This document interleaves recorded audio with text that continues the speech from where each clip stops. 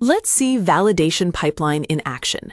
We start with raw rows, define a schema for expected types, and walk through each row.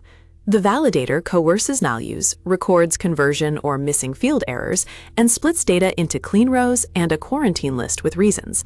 Finally, we print the valid rows and the quarantine rows so you can inspect what passed and what failed.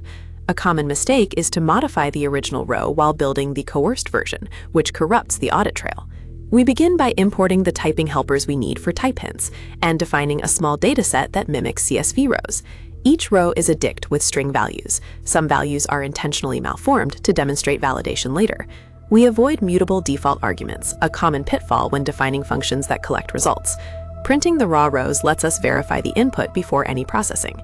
Next, we define the schema, which maps each field name to the Python type we expect after coercion. Using the built-in types int, str, and float lets us call the type constructor directly, avoiding the need for strings or lookup tables. A frequent error is to store types as strings, which would require eval or a dictionary map and introduces bugs. Printing the schema confirms that the mapping is correct before we start validation. We write the core validation function that takes a row and a schema, creates an error list and a dict for coerced values. For each field, we check if the key exists. Missing keys generate an error. Present values are cast to the expected type, catching value error and type error. After processing all fields, we return a flag, the coerced row, or empty dict on failure, and a semicolon joined error message. A common mistake is using a bare except, which hides programming errors. We look at how the validator coerces each value using the type constructors int, float, and str. If the stream cannot be parsed, like 20 for int, a value error is raised, which we catch and turn into an informative error message. We also handle type error for unsupported inputs, such as none. A frequent mistake is assuming every string can be converted without checking, leading to uncaught exceptions that crash the pipeline. After validation, we separate the dataset. Rows that pass are appended to a clean list with their coerced values, while rows that fail are appended to a quarantine list together with their original dict and the error message. Keeping the original record allows downstream auditing or manual review. A common mistake is to modify the original row in place when building the coerced version, which would corrupt the audit trail. We iterate over raw rows with enumerate to capture the row number for better error reporting.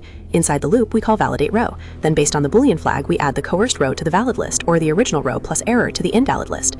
Using enumerate helps when we need to trace which line in a source file caused a problem. A typical mistake is to reuse the same list variable for both valid and invalid results, leading to cross-contamination and harder debugging. We treat missing keys as validation errors, adding a specific message like missing age to the error list. This prevents the pipeline from raising a key error and allows us to quarantine the record with a clear reason. A common mistake is to use row.getField and treat none as a valid value, which hides the fact that the column was absent in the source data. After separating the data, we present the outcome in a readable format. We print the valid rows as a list of dictionaries, and then iterate over the invalid list to show each original record alongside its arrow message. This makes it easy for analysts to inspect why a row was quarantined. A frequent mistake is to dump the entire invalid list without formatting, which can be overwhelming when dealing with large datasets.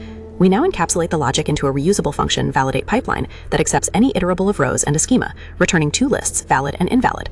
This abstraction lets the pipeline be imported elsewhere, tested with unit tests, and adapted to different data sources without rewriting the core validation. A common pitfall is to hardcode the schema inside the function, which reduces flexibility and makes unit testing harder.